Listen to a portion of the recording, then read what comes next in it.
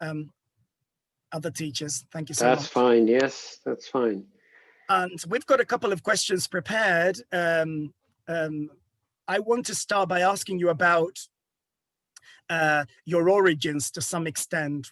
How was it that you first became interested back in the day in spoken English, in this idea of studying spoken English in its own right, rather than, as you've often put it, as a more informal version of written English? What were your interests back then? What were your influences when you first started down this line of thinking?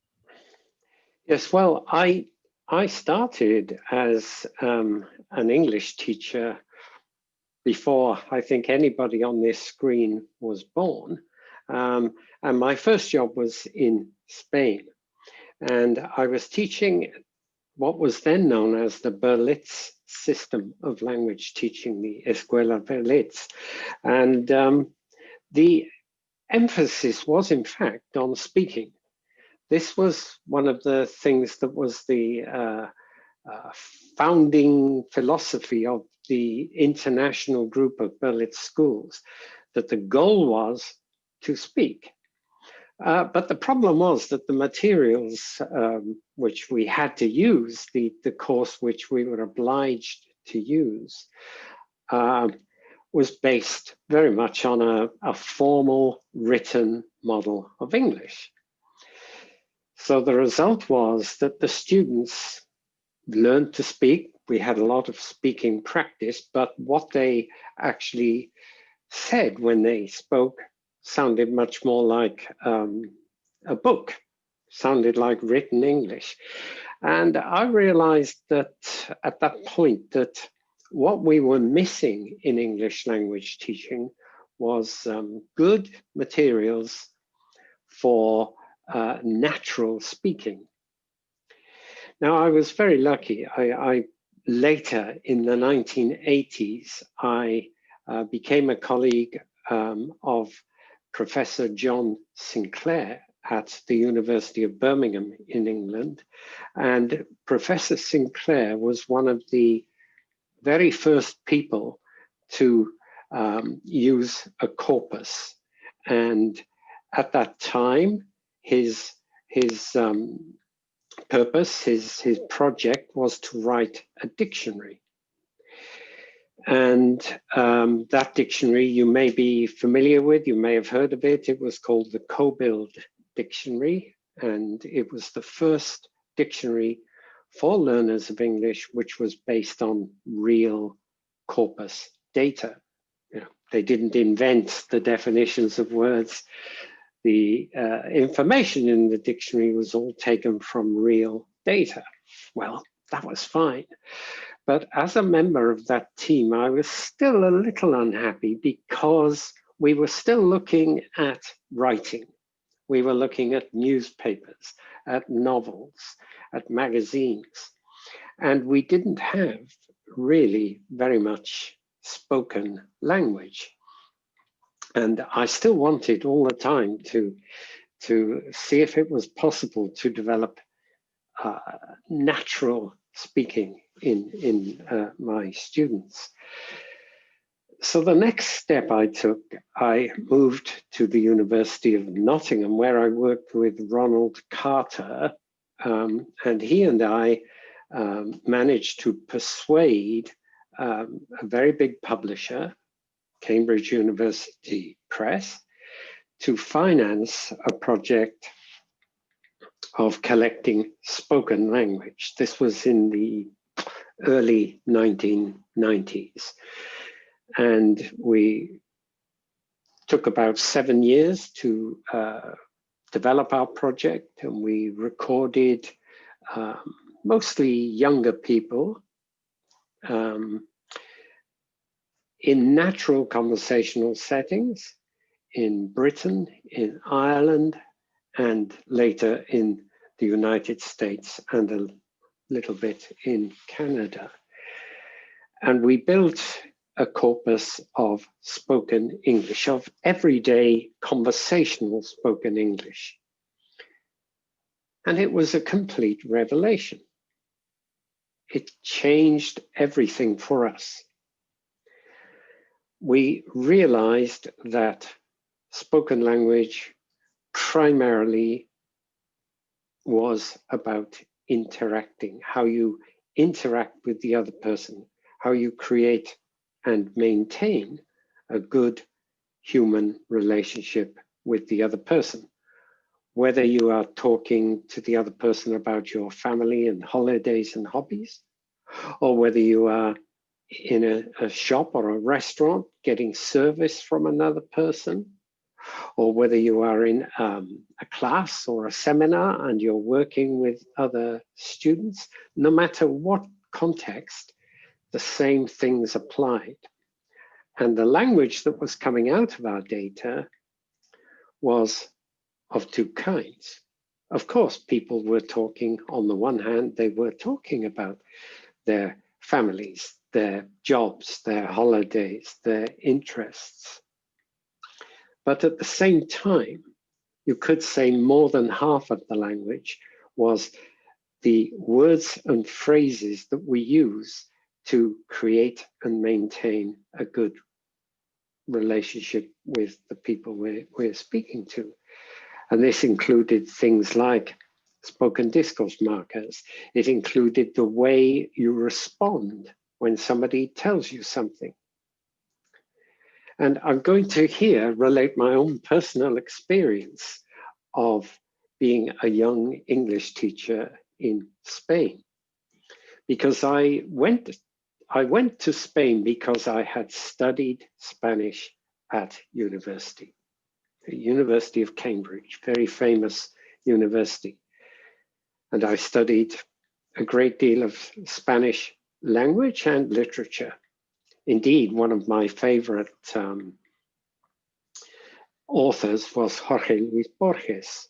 And I thought this was absolutely wonderful, wonderful to read Spanish. Then I went to Spain and I discovered that all of this study of Spanish literature, which was very interesting, did not enable me to have a normal, natural conversation with young Spanish people.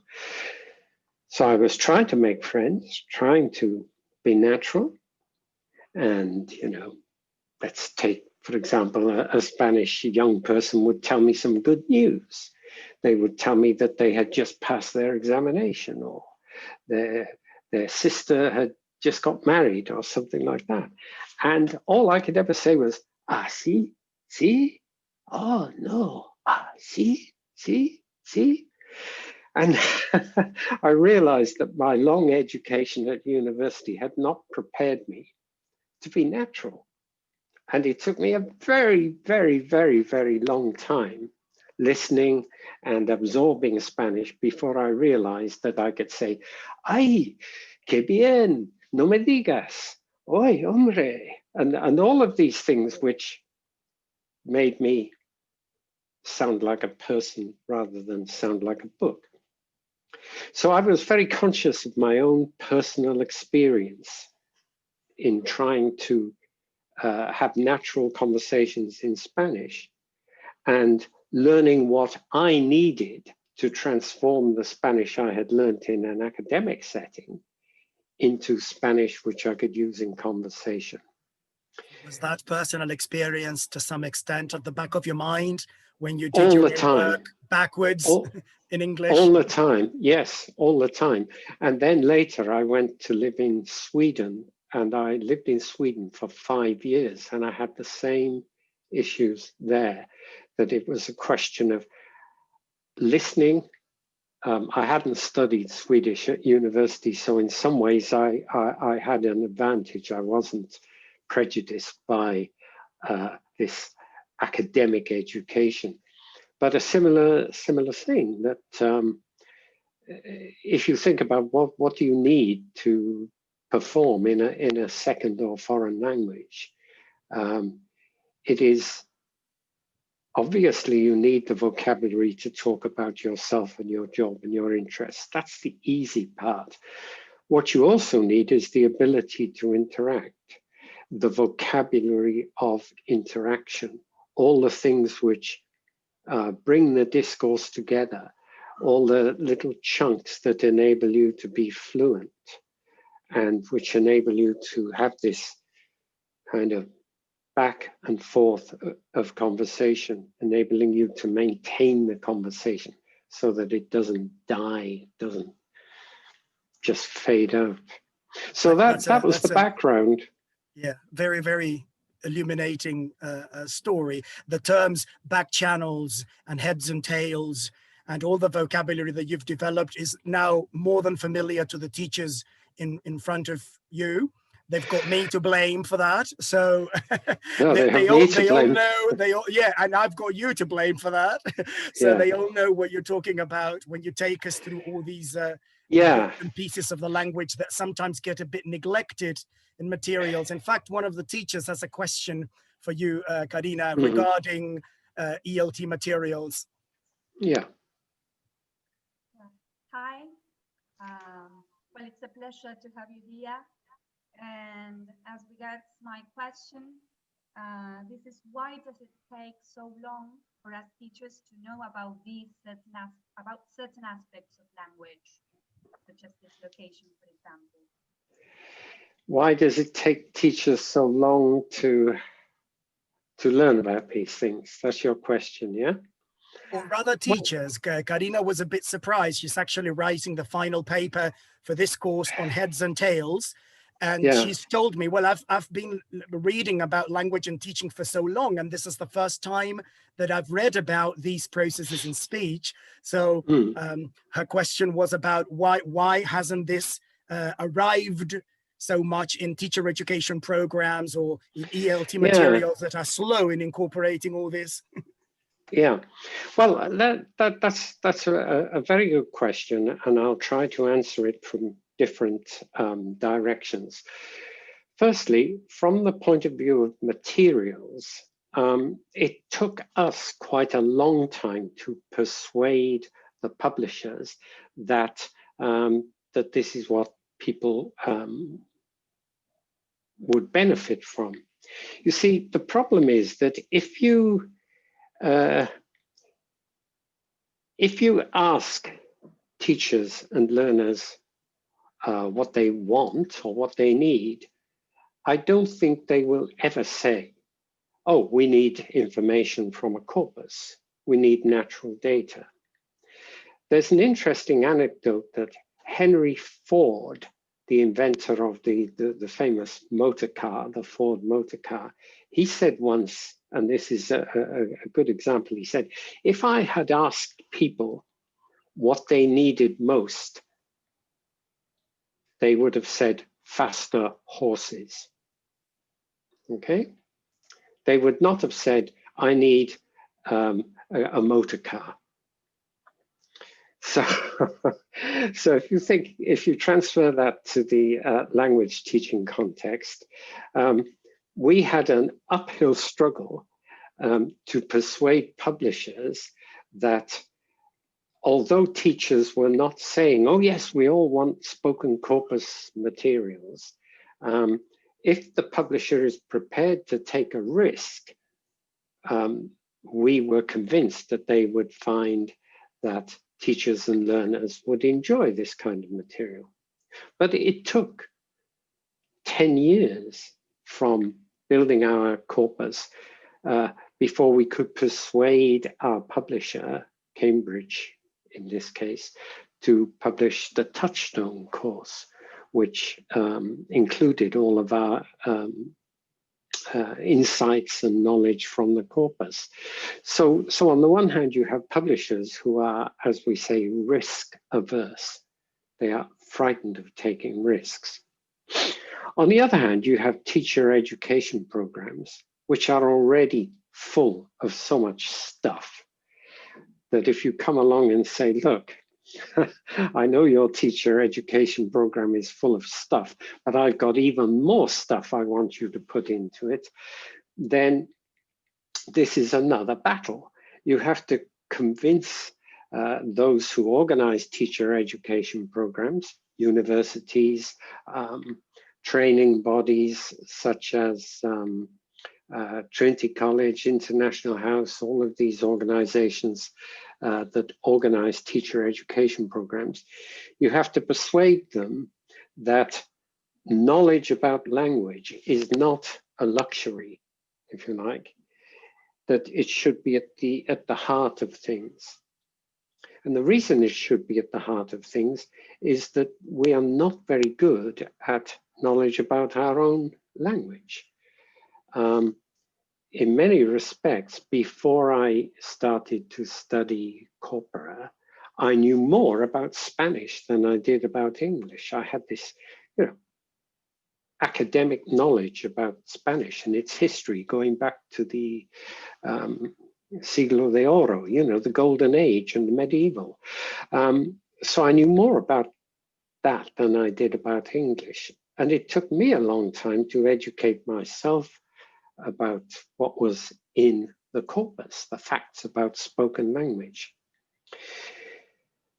Now, I think things are changing, but it takes a long time for these things to filter through. And teacher education programs, they're full of training about methodology, training about classroom management, training about motivation and raising motivation in students, training about everything, but very often not very much about language.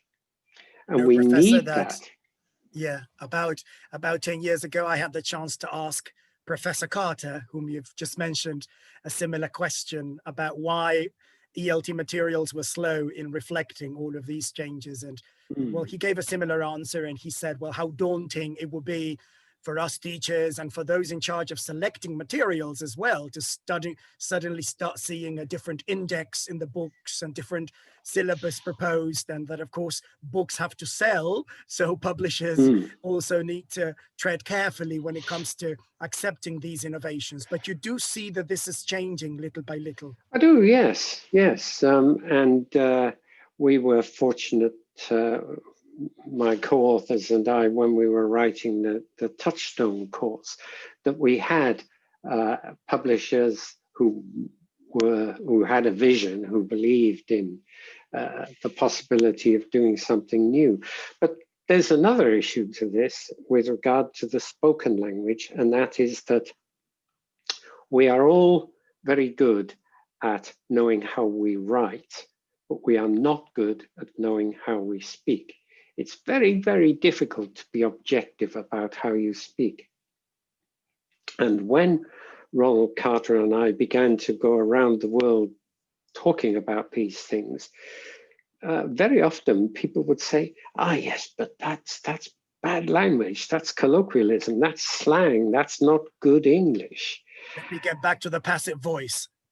Exactly, yes. And it was quite a battle. And I'm talking about native speaker teachers now, not non-native speaking teachers whose native language was English, teachers in the United States, teachers in the United Kingdom. And very often we came up against this barrier that they didn't believe the facts about speaking their own language. And it's understandable because it's quite difficult to be objective about how you speak, because speech happens in real time, online. We don't have time to stop and reflect. You don't stop in the middle of a conversation with your friend having a cup of coffee. You don't suddenly stop and say, oh, wasn't that an interesting preposition I just used? I mean, we do. We language teachers. I'm watching a film with my wife, who's a doctor, so unrelated to language teaching. Say, wait, that was an instance of a tale. I need that for my next teacher workshop. Sure, but do too much of that with your friends, and your friends will lose very them all rapidly. They will lose the will to live. And so, in fact, one of the there's other a teachers. Serious. Sorry, Leandro. Sorry. No, one of the other teachers has a question regarding this. That is because of the difficulty that we as teachers may have to access real language directly. Sabri, if you're there to ask the question. Yeah, hi, it's a pleasure to meet you.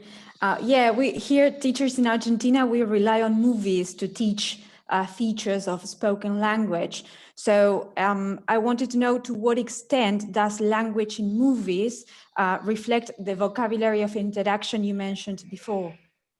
Generally speaking, I mean, it varies from movie to movie, but generally speaking, they are a very, very good source of natural language. I've used them quite a lot myself. When I lived in Sweden, that was how I learned a lot of Swedish, was television and movies.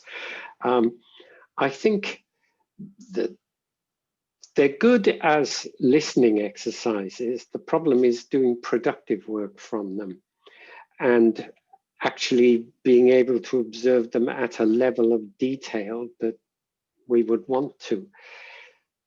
The good news is that there is much more corpus data now available free on the web. So for example, the Spoken British National Corpus, which is 10 million words of young people, mostly young people, chatting and talking to one another, is now free to access online. And, you know, it's full of conversations that young people would recognize as relevant. I think the problem that I have found with working with things like movies and television programs is that learners do like to have some kind of script as well as just listening and speaking. You know, it's nice to have some kind of dialogue or transcript in front of you. So what we did when we were doing our course, our materials for Cambridge, was that we took conversations from the corpus, we edited them slightly because natural transcripts look very strange. They would scare most teachers and students. We edited them, but they were there on the page. As well as being able to listen to them, you could see them on the page. That can be a problem with movies, but they are good. Yes, I mean, good modern cinema imitates dialogue very well. In fact, even, you know, James Bond movies, it's as natural as we can get. I don't want to keep you much longer, Professor, especially on a Saturday afternoon. I've got one well, more it's question on my Saturday end. It is Saturday afternoon, but it's been raining, so I can't go out. Right. Well, Britain, Britain, can't go out to my garden and look after my fruit and vegetables.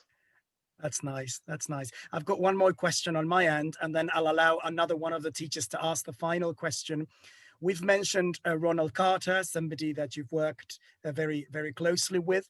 And here in Argentina, and for me personally, the work of David Brazel has also been very influential. Mm-hmm. I personally had the pleasure to meet him back in the 90s when he was here in Buenos Aires.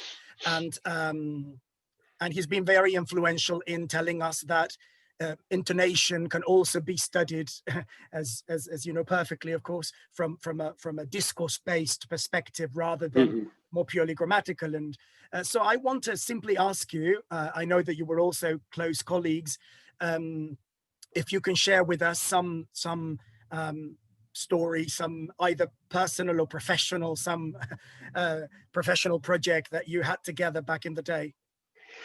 Well, yes, David Brazel was one of my closest colleagues in the University of Birmingham in the 1980s.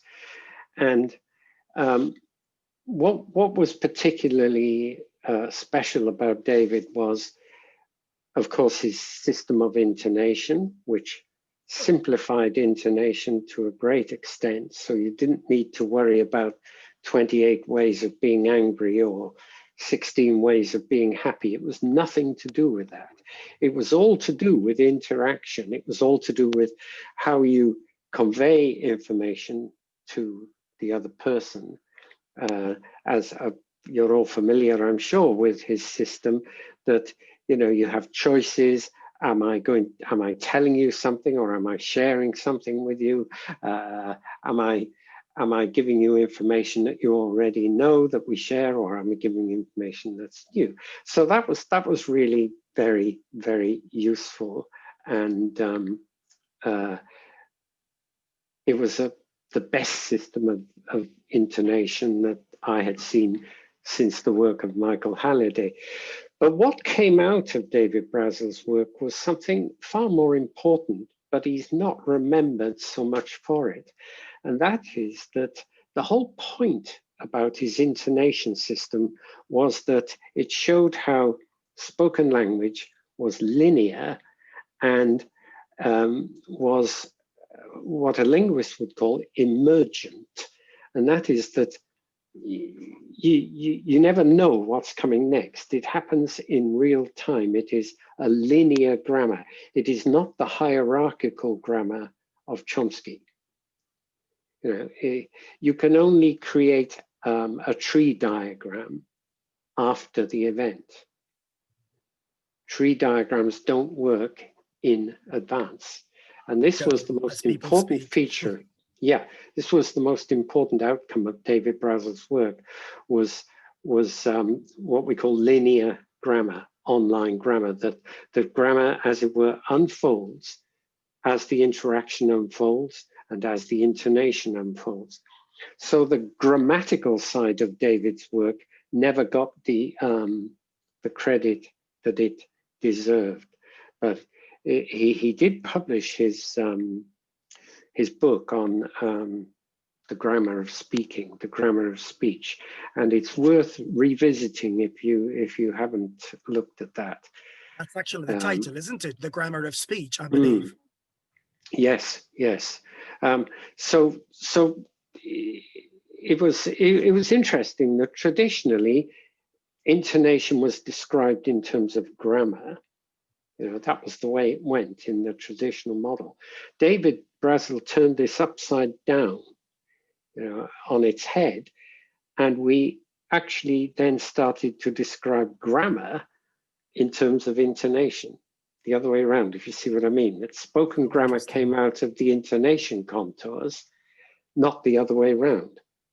Until then, the traditional models of intonation were all based on the relationship. So you had all your grammar set as a set of rules, and then you saw how that was realized in intonation, the intonation of questions, the intonation of statements, the intonation of WH questions, that kind of thing.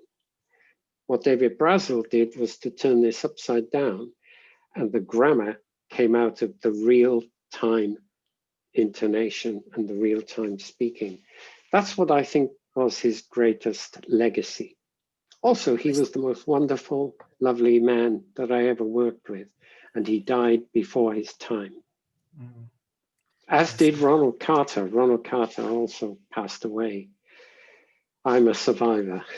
I didn't know that. Truly, I didn't know that. Yes, Ron Carter died 2 years ago, and almost exactly 2 years ago, September 2018. Yes, it gave me the chills to feel that I've got his book with you right here in my hands as we speak, and that the dedication should be precisely, you dedicated the book precisely to David Brazel. So it's wonderful then. Remember, well, I've just published a book this year now, which I dedicated to Ronald, a book on grammar, a monograph about grammar.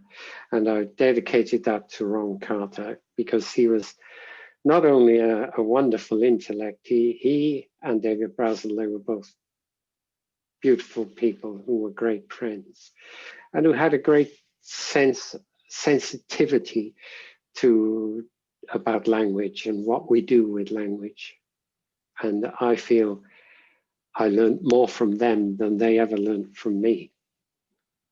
How nice to have this space to remember them and celebrate them like this. Thank you for helping us remember them and validating their work as well. And in fact, one of the teachers has a question that has a little bit to do with your work. And Belu, would you like to ask Professor McCarthy your question, please? Okay. What should we expect in the ELT profession in the years to come, including corpus-based data? Okay, well, Earlier this week, last Tuesday, I spent a whole day as an academic reviewer on a project here at the University of Cambridge, which is involved with machine learning and artificial intelligence. And I think I have a glimpse, a little window into the future. The biggest development of all is the training of machines to understand human speech and to take over some of the roles that teachers and examiners do at present. In terms of corpora, the big challenge is training machines to automatically transcribe speech, to listen to spoken language and to automatically transcribe it, and then to automatically analyze it. Now, this sounds like science fiction, but it is well developed. It is already a long way on the road. So machine learning is the big thing. And what can the machine learn? Well, the machine, of course, the easy part is that the machine can learn things like words and their meaning. So, you know, you can automatically build a dictionary. That's easy. The really difficult thing is training a machine to interact in the way that a human being would interact, so that your learners, for example, could at home could engage in a conversation with a machine, which was so natural that they would not really know whether they were talking to a machine or to another human being. This is the work that's being done at the moment. It's an important part of the work of examination boards, such as the Cambridge exams, who are trying to find better ways of objectively and automatically assessing students' writing and students' speaking. And it's the speaking which is the big challenge. So the future is going to look like this. We will build more spoken corpora, but those spoken corpora will be so big that they will be too big for us to transcribe and for us to analyze, and we will let machines do the transcribing, the speech recognition, and the analyzing. And if the data in the corpus is, for example, the data of learners, it will be able to assess them, to benchmark it, to assess them, to give them some sort of common European framework, CEFR level. You know, the machine will say, this speaker is speaking at B2 level, this speaker is speaking at B1 level. That is going to happen, whether we like it or not. I'm sure you'll be looking forward to your own analysis of all that process and your own publications, because we really need scholars who, like you, function as intermediaries sometimes to some extent between the research that is sometimes a bit too massive and the actual classroom. So that is why I think your work has been so influential, because it's really been like an intermediate step between those research spaces and the actual classroom spaces. But it's terribly important that you continue this work. I mean, I'm an old fogey now, you know, I'm a viejecito. Oh, don't retire yet, don't retire yet. We still need your insights. but seriously, it's important that you are aware of the work that is being done in artificial intelligence and machine learning, so that you have the input. That the people who do this kind of research often don't know much about language teaching and language learning. What they know about is algorithms and bots and artificial intelligence. And we have a responsibility, a very, very, very important responsibility, to build bridges between us and them. So that's why I think this is such an important question, this question about where are we going? Where's the future?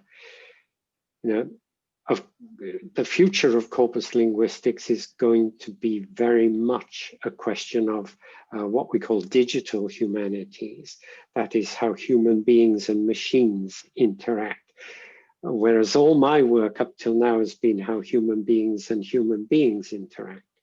But believe me, you young researchers on the screen now, this wonderful group, your future will be understanding how humans interact with machines.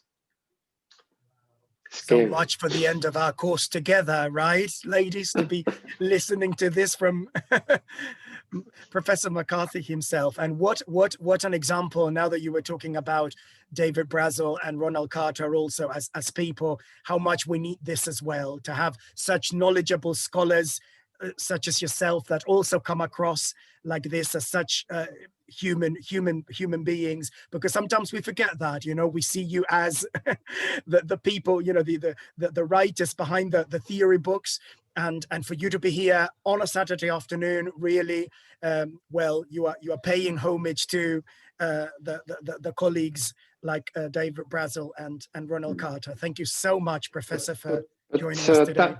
That works both ways, because the one thing I'm absolutely sure about is that if I ever lose touch with groups like yourselves, groups of teachers, real teachers who are out there doing the real work, if I ever lock myself in my ivory tower, then I think that would be disastrous. And you know, I started out as an EFL teacher, and I've never forgotten that. And I think so many academics lock themselves away in universities, and they just exist in what I call echo chambers. You know, they just listen to one another. So it's a privilege for me to continue to be able to have relationships with real teachers who do the real work. That's so nice to hear, and thank you for saying that. So off to your gardening, right? Well, the rain has stopped, but I might have a cup of tea now, I think. Lovely. So here we are with the mate, and off you go. Yeah, well, you know, enjoy it. And very British on your end, very Argentinian on our end. Yeah, and thank you, everybody. And I wish you all, you know, what can I say to all of you? I wish you success in the future. Good luck. And I hope, you know, we meet again at some time. The world is now, everybody's meeting on Zoom. Nobody meets in the flesh anymore. In your reality. A strange world, yeah. The new normal.